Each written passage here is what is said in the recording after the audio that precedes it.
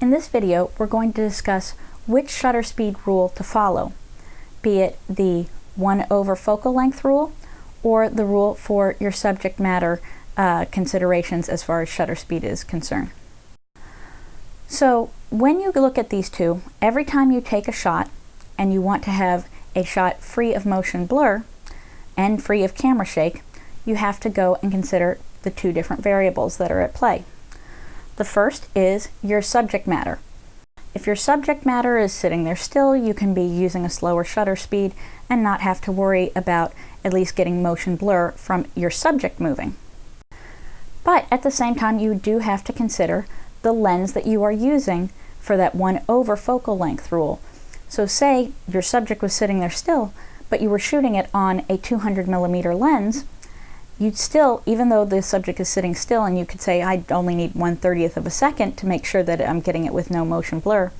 you would actually in fact need at least 1/200th of a second, because while you're hand holding it, you don't want to be having camera shake as well.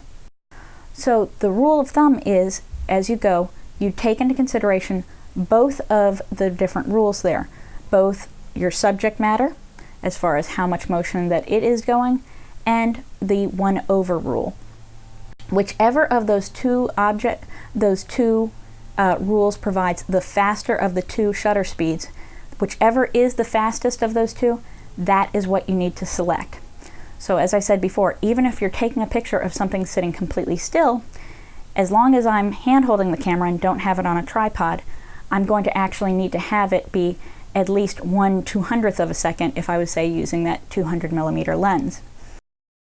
If you were going ahead and shooting something on a 35mm lens, but it was moving very fast, say a lacrosse game,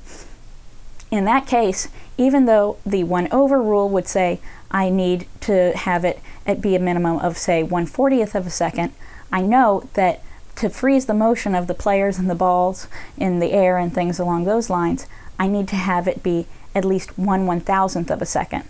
So whichever one is higher is the one that trumps it. So in that case, we would have needed at least 1/1000th of a second while taking those shots.